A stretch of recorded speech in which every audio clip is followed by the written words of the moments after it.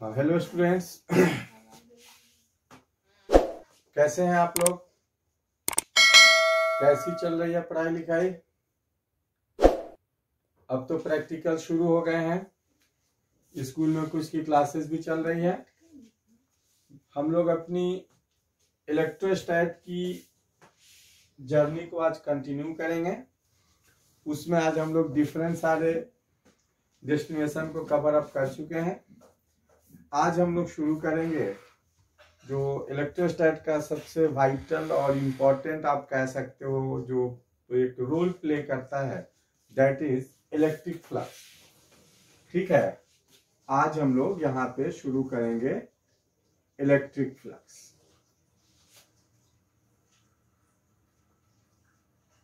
तो हम लोग यहाँ पे देखेंगे कि एक्चुअल में इलेक्ट्रिक फ्लक्स होता क्या है, कि इलेक्ट्रिक फ्लक्स है क्या।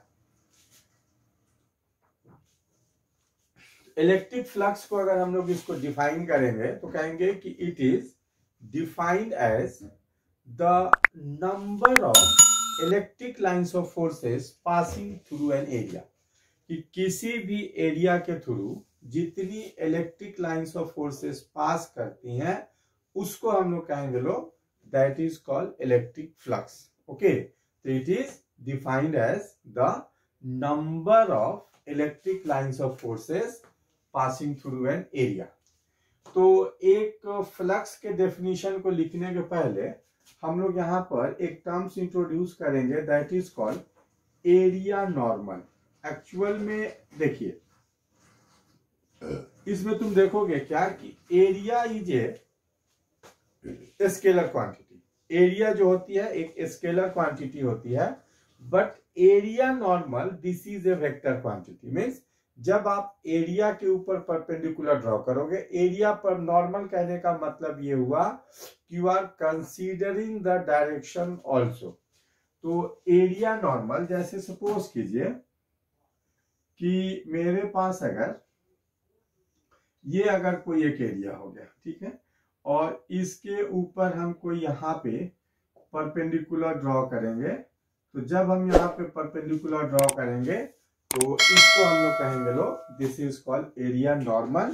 तो याद रखिएगा कि area is a scalar quantity. Area जो होती है स्केलर क्वांटिटी होती है, बट एरिया नॉर्मल जो होती है this is a vector quantity. Okay, हम लोग कहेंगे कि एरिया नॉर्मल जो है ये मेरा वेक्टर क्वांटिटी है, कि एरिया नॉर्मल जो हो गया कि this is a vector quantity, कि एरिया नॉर्मल आपका वेक्टर क्वांटिटी हो गया। तो ये आप लोगों ने देखा। अब देखो, अब हम लोग आते हैं यहाँ पे इलेक्ट्रिक फ्लक्स से। तो हमने कहा कि it is defined as the number of electric lines of forces passing through an area, कि किसी भी एरिया के थ्रू जितनी electric lines of forces pass करेंगी। अगर मैं यहां से कंसीडर कर लूं कि मेरे पास यहां से अगर हो गया, इसको हमने कह दिया ओके,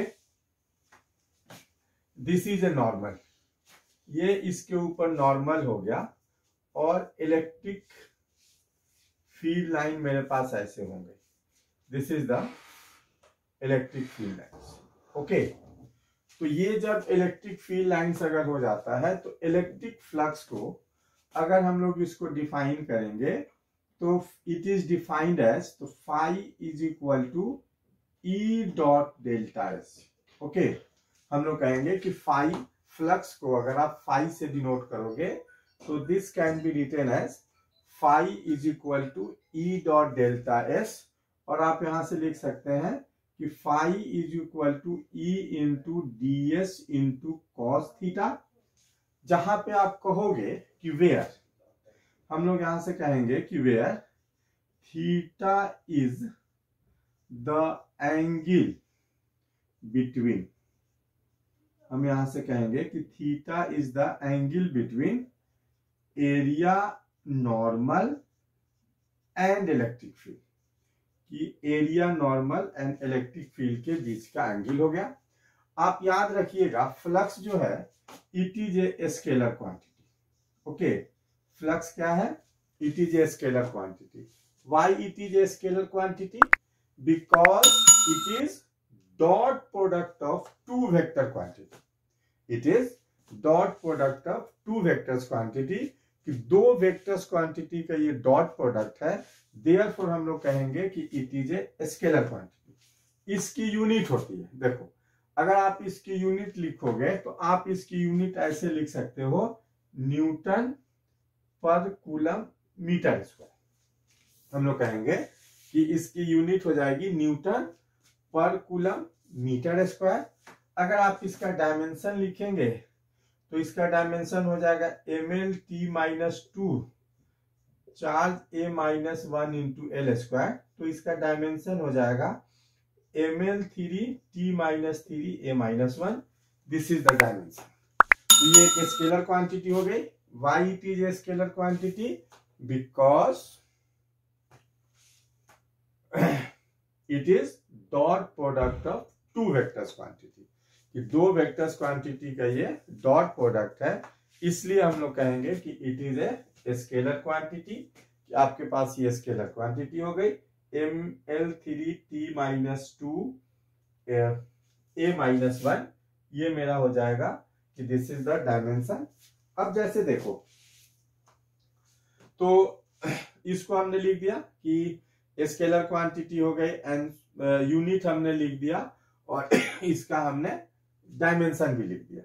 अब जैसे सपोज कीजिए फ्लक्स आपका पॉजिटिव भी हो सकता है, निगेटिव भी हो सकता है and it's may be equal to zero. क्या कहेंगे? फ्लक्स जो है पॉजिटिव भी हो सकता है, निगेटिव भी हो सकता है and it's may be equal to zero. देखो जनरली हम लोग यहां से देखेंगे कि जैसे सपोज कीजिए कि फ्लक्स अगर मेरा यहां से हो जाता है, अगर हम कह सकते हैं कि फ्लक्स अगर पॉजिटिव हो गया, कहने का मतलब ये होगा कि theta must be acute angle. Okay, कि area normal and electric field के बीच का एंगल जो होगा एक्यूट एंगल होगा। यही अगर हम कंसीडर कर लेते हैं कि फ्लक्स अगर मेरा निगेटिव हो गया, इसका मतलब ये हो जाएगा कि हम लोग कहेंगे कि theta must B obtuse angle. Theta जो है मेरा ऑब्ट्यूज एंगल हो गया। और यही अगर हम कंसीडर कर लेते हैं कि फ्लक्स अगर मेरा जीरो हो गया, इसका कहने का मतलब होगा कि थीटा मस्ट बी 90 डिग्री। तो देखो फ्लक्स जीरो, आप कह सकते हो कि फ्लक्स जीरो होने का मतलब हुआ कि जैसे सपोज कीजिए कि मेरे पास यहां से अगर ये एरिया नॉर्मल हो गया, ये एरिया हो गया, दिस इज द नॉर्मल, ये मेरे पास यहां से एरिया नॉर्मल हो गया। तो देखो इसमें होता क्या है कि एकदम आप जो है कि किसी भी चीज को इजी वे में लो, आप उसको एकदम जो है ना कि सिस्टमेटिक वे में और वेरी इजी वे में ले, छोटी छोटी बेसिक, क्योंकि अब ट्रेंड जो है काफी चेंज कर गया है। पहले होता था, अब आपको आता है क्वेश्चन कि अगर आपका बेसिक ठीक है, अगर आपको बेसिक आता है तो कोई भी क्वेश्चन आप सॉल्व कर दोगे। तो now you have to concentration, your concentration should be more on more concept clearation, कि आपका कंसेप्ट क्लियर होना चाहिए। ऐसा नहीं कि हमने 100 क्वेश्चन कर दिया, 200 क्वेश्चन नहीं किया। सर मैंने इतना क्वेश्चन किया बट हमने कंसेप्ट से किया, हमने जो है ना कि अपना कंसेप्ट से किया। इस टाइप्स के होंगे क्वेश्चन, जो भी जो टाइप्स हैं आप उसको एक अच्छी तरह से समझ करके करो। तो देखो ये मेरे पास हो गया। अगर हम कंसीडर कर लेते हैं कि this is area normal, now this is electric field, this is electric field and this is electric field. So in this we see that the electric lines of forces do not passing through this area, just they are touching the area. इसमें इन है, जब suppose करो कि this is my finger, okay, and suppose this is my finger is electric lines of forces and if my hand is parallel to this plane, तो हम क्या देख रहे हैं कि मेरी उंगली सब इसके पैरेलल मूव कर रही है बट कोई भी इसके अंदर ही नहीं कर रही है।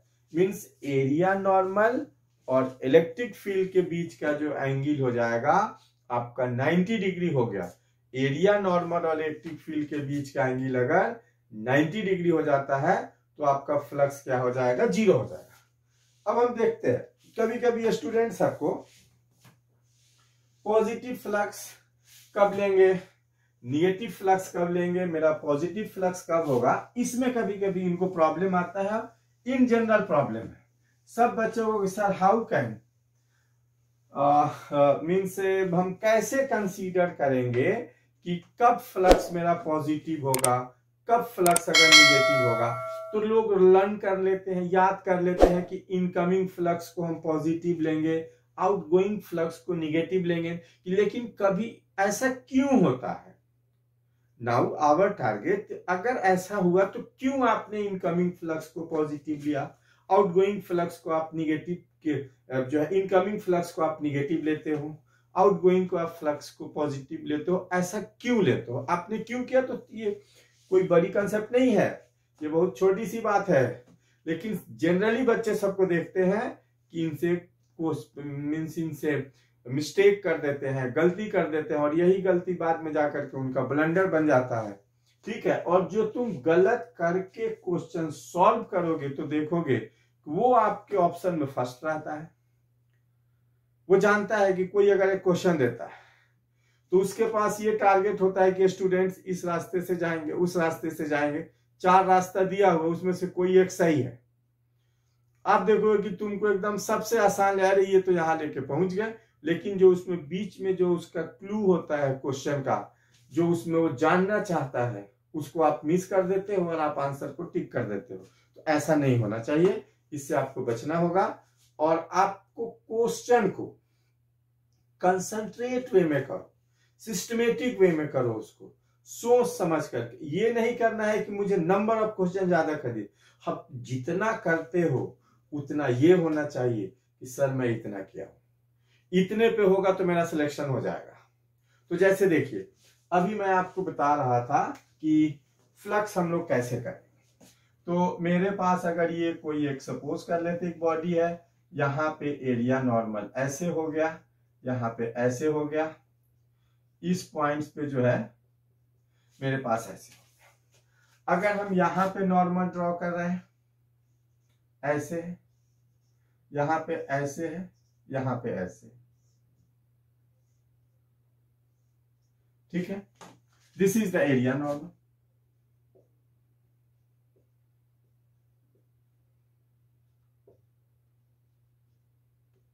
Okay, suppose this is the electric field, मेरे पास यहां से ये सब इलेक्ट्रिक फील्ड लाइन्स है। Okay, here this angle is theta, the flux is coming, this angle is theta, here this angle is theta, when the flux is going, यहां पे electric lines of forces बाहर निकल रही हैं, यहां पे electric lines of forces अंदर की तरफ आ रही हैं। आप यहां पे देख रहे हो कि this angle is theta, this angle is theta, but in this theta there are certain difference. इस थीटा में और उस थीटा में डिफरेंस है। This theta is obtuse and this theta is acute. ऊपर वाला इनकमिंग के लिए थीटा मेरा ऑब्ट्यूज हो गया, तो इनकमिंग के लिए थीटा ऑब्ट्यूज होने का मतलब ये हुआ कि ये आपका सेकेंड क्वाड्रेंट में कॉस थीटा जो होता है आपका पॉजिटिव होता है, सॉरी निगेटिव होता है। देयरफॉर इनकमिंग फ्लक्स को हम लोग क्या लेंगे, निगेटिव लेते हैं। आउटगोइंग फ्लक्स में अगर हम लोग लेते हैं तो थीटा की वैल्यू जो होती है एक्यूट आ जाती है, और सेकेंड क्वाड्रेंट में, फर्स्ट क्वाड्रेंट में ऑल पॉजिटिव होता है। देयरफॉर हम लोग कहेंगे कि यहाँ पे ये मेरा आउटगोइंग फ्लक्स जो हो जाएगा ये मेरा पॉजिटिव हो गया। ठीक है, तो एक इनकमिंग फ्लक्स हो गया। तो बच्चों बताओ, अब आप लोगों को कभी भी फ्लक्स को पॉजिटिव लेने में, निगेटिव लेने में कोई भी परेशानी नहीं होगी। आप इसको अच्छी तरह से कर दोगे, ये आपसे हो जाएगा। ठीक है, आप इसको करोगे। अगर किसी को कोई डाउट है किसी भी कंसेप्ट पे, कहीं पे भी दिया हुआ है, तो कभी भी आप देखिएगा कि फ्लक्स हम लोग कभी भी फाइंड करते हैं तो area normal and electric field के बीच का। अब जैसे सपोज कर लो मेरे पास यहां से अगर गिवन होगा, ठीक है ना, कि अगर इलेक्ट्रिक फील्ड आपके पास गिवन होगा, ठीक है, और मेरे पास इलेक्ट्रिक फील्ड ऐसे दिया हुआ है, E is equal to 2I plus 3J minus 4K, और एरिया नॉर्मल दिया हुआ है 10 इंटू के। एरिया नॉर्मल जो है मेरे पास 10K दिया हुआ है। तो I have to find the flux. तो आपको इसके थ्रू अगर फ्लक्स निकालना है तो फ्लक्स के लिए आप यहां से लिखोगे, this can be written as E dot delta S। Means आप यहां से लिख सकते हो कि 2I plus 3J plus 4K dot हो जाएगा 10K। तो आप जानते हो I डॉट J 0 होता है, J डॉट K 0 होता है। क्यों 0 होता है? कि I एंड K के बीच का एंगल 90 डिग्री होता है, J एंड K के बीच का एंगल 90 डिग्री होता है। तो सिंपली मेरे पास यहां पर ये हो जाएगा 40, आप कह सकते हो वोल्ट मीटर। फ्लक्स की यूनिट वोल्ट मीटर भी होती है, याद रखिएगा। This is the SI unit of the, ये फ्लक्स की यूनिट वोल्ट मीटर होगी, या हमने कहा था कि न्यूटन पर कूलम मीटर स्क्वायर या वोल्ट मीटर, दोनों जो है फ्लक्स की ये यूनिट होती है। आप इसको याद रखेंगे तो इससे हम लोग देखेंगे कि फ्लक्स से छोटे छोटे क्वेश्चन आएंगे, या डॉट प्रोडक्ट दिया हुआ होगा, इससे लेकर के आप इसको कैलकुलेट करेंगे, आप यहां से इसको फाइंड करेंगे, ठीक है। अब अगर हम लोग यहां तक इसको कर लेते हैं, तब मेरे पास यहां पर एक टर्म आता है जिसको हम लोग कहेंगे लोग कि गॉस थ्योरम। ये कहता है, सपोज कीजिए कि Gauss theorem,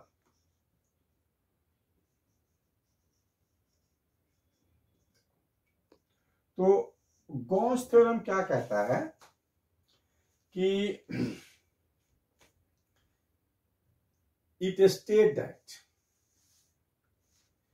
in any closed loop, okay, total flux in a closed surface is equal to 1 upon epsilon naught times the charge contained inside it in vacuum or free space। क्या कहेंगे? It states that कि total electric flux in a closed surface, in a closed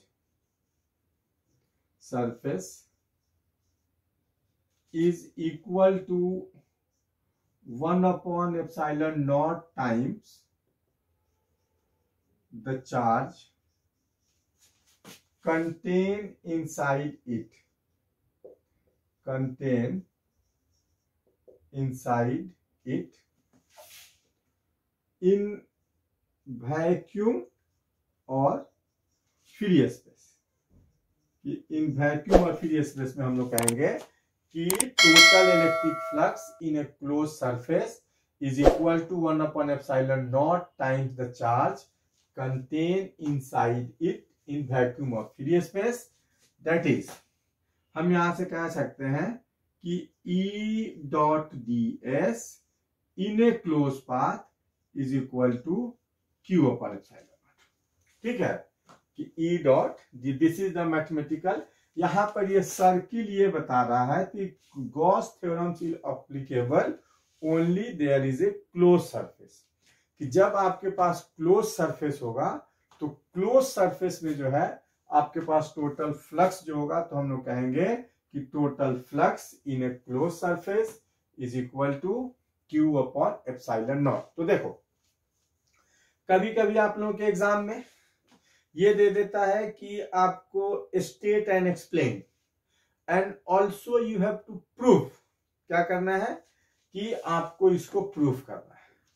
तो अगर हमको यहाँ पे इसको prove करना है कि कोई भी अगर एक क्लोज सरफेस है तो उस क्लोज सरफेस में इलेक्ट्रिक फ्लक्स कितना होगा, तो इलेक्ट्रिक फ्लक्स को हम लोग लिख सकते हैं कि E dot D S is equal to Q upon epsilon naught. तो हम लोग थोड़ा सा इसको प्रूफ पहले देख लेते हैं, उसके बाद फिर हम लोग इसके ऊपर क्वेश्चन देखते हैं। क्वेश्चन प्रूफ जो बहुत आसान है, बिल्कुल आसान है, इससे जरा सा भी आपको बोदर नहीं होना है। आपको इसको देखिए, आप कितने इजी वे में, आसान फैशन में आप इसको जो है ना कि सॉल्व कर दोगे। हाँ, जैसे सपोज कर लेते हैं कि मेरे पास कोई एक पॉइंट O है और यहां पर एक चार्ज Q रखा है, ठीक है। तो अगर मेरे पास यहां पे अगर कोई एक पॉइंट P हो गया जो यहां से अगर R डिस्टेंस पे है, ठीक है, तो हम जानते हैं electric field due to a point charge. तो मैं कह सकता हूं कि फील्ड एट P हो जाएगा ड्यू टू पॉइंट चार्ज, कि पॉइंट चार्ज के वजह से फील्ड कितना होता है। तो हम लोग जानते हैं कि E इज इक्वल टू, हाँ बोलिए, 1 अपॉन, ठीक बोल रहे हैं, Q upon R square in the direction of R। यानी इलेक्ट्रिक फील्ड जो होता है जस्ट ये R के अलोंग होता है। अब जैसे देखो, कभी भी आपको अगर गॉस थ्योरम्स को प्रूफ करना है, तो गॉस थ्योरम्स को प्रूफ करने के लिए you should have to require a Gaussian surface। तो Gaussian surface is may be any shape, कोई भी शेप होना चाहिए, but it must be closed surface। कैसा होना चाहिए, सरफेस जो होना चाहिए क्लोज होना चाहिए। तो अगर हम कंसीडर कर लेते हैं, let us consider a Gaussian surface of radius। हमने R रेडियस का यहां पर एक गॉसियन स्फेरिकल सरफेस कंसीडर किया। कैसा किया, let us consider a sphere of radius R। अब तुम कहोगे कि सर आपने यहां पे स्फेरिकल सरफेस ही क्यों कंसीडर किया, आप कोई दूसरा भी कंसीडर कर सकते थे। तो देखो, अगर स्फेयर पे आप चार्ज के अंदर है एंड अगर चार्ज इसके सेंटर पे है, तो आप लोग जानते हैं कि इलेक्ट्रिक लाइंस ऑफ फोर्सेस जो होती है, अगर कोई एक पॉइंट चार्ज है तो पॉइंट चार्ज से क्या होती है, रेडियली आउटवर्ड निकलती है। अगर कोई एक पॉइंट चार्ज होगा तो हम लोग कहेंगे कि पॉइंट चार्ज के वजह से इलेक्ट्रिक लाइंस ऑफ फोर्सेस जो होती है ये रेडियली बाहर निकलती है, ये आपकी रेडियली आउटवर्ड निकलती है। और आप जानते हो कि रेडियस सरकमफेरेंस पे परपेंडिकुलर होता है, तो रेडियस सरकमफेरेंस पे परपेंडिकुलर हो गया, इसका मतलब एरिया नॉर्मल और इलेक्ट्रिक फील्ड के बीच का एंगल 0 डिग्री हो जाएगा। क्या कहेंगे बेटे, the angle between area normal and the electric field. तो area normal and electric field के बीच का एंगल 0 डिग्री हो गया, इसलिए आपका फ्लक्स क्या होगा, मैक्सिमम होगा। इसलिए हमने जो है ना यहाँ पे गॉसियन स्फेरिकल सरफेस कंसीडर किया है, कि स्फेरिकल सरफेस कंसीडर किया है। अब देखो अब मैं लिखूंगा इलेक्ट्रिक फील्ड अगर मेरे पास हो गया, स्फेयर है, तो मैं लिखूंगा flux, this can be written as E dot D S. तो E डॉट डी एस अगर आप यहां से लिखोगे तो अब तुम कह सकते हो कि E into D S into cos 0 degree, electric field और एरिया नॉर्मल के बीच का एंगल जो हो जाएगा 0 डिग्री हो जाएगा। तो अगर मैं इसको इंटीग्रेट कर दूंगा तो यहां से ये हो गया 4 पाई आर स्क्वायर। तो जब आप इसको इंटीग्रेट करोगे तो इंटीग्रेट करने के बाद आ जाएगा E into 4 pi R square. तो फ्लक्स मेरे पास हो गया E into 4 pi R square. Electric field का मैग्नीट्यूड आप जानते हैं कि 1/4 pi epsilon naught Q upon R square into 4πr²। 4πr² से कट जाएगा तो मेरे पास हो जाएगा Q अपॉन एप्सिलॉन नॉट। कहने का मतलब ये हुआ कि हमने ये प्रूफ कर दिया कि total electric flux in a close surface is equal to Q upon epsilon naught. तो now this is the proof.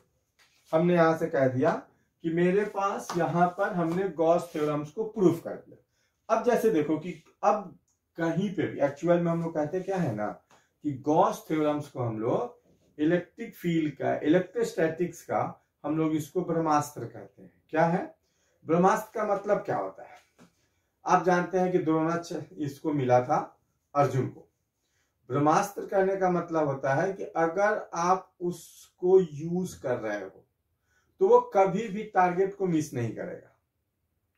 क्या होता है? वो टारगेट को हिट करना ही है, वो कभी भी मिस नहीं करता है। तो अगर आपको कहीं पे भी अगर इलेक्ट्रिक फ्लक्स की, इलेक्ट्रिक फील्ड की, तो गॉस थ्योरम्स को अगर तुम यूज कर देते हो तो देखिएगा कि वो क्वेश्चन जो है आपका बिल्कुल ही इजी वे में, काफी आसानी से आप उसको सॉल्व कर सकते हैं। अब जैसे देखिए, इस पे देखेंगे गॉस थ्योरम्स के जो क्वेश्चन जो होता है ये काफी छोटे छोटे होते हैं, ब्यूटीफुल क्वेश्चन होते हैं। लेकिन होता क्या है कि ब्यूटीफुल क्वेश्चन होगा और आप जो है ना कि हैंडसम गलती करके आ जाओगे। छोटी छोटी आपके, चूंकि आप वहां पे देखिएगा कि जो चीज वो जानना चाहता है आप सिली मिस्टेक करते हो, और सिली मिस्टेक करने के बाद देखेंगे कि आपके पास जो ऑप्शन रहेगा गलत ऑप्शन आप उसमें से टिक कर दोगे। अब जैसे सपोज करो मैं यहां से कह दूं, लैंग्वेज पे ध्यान देंगे कि अगर मेरे पास यहां से अगर ये कोई एक क्लोज सरफेस है, यहां पर एक चार्ज Q1 है, Q2 है और यहां पे Q3 है। अब हम कहेंगे कि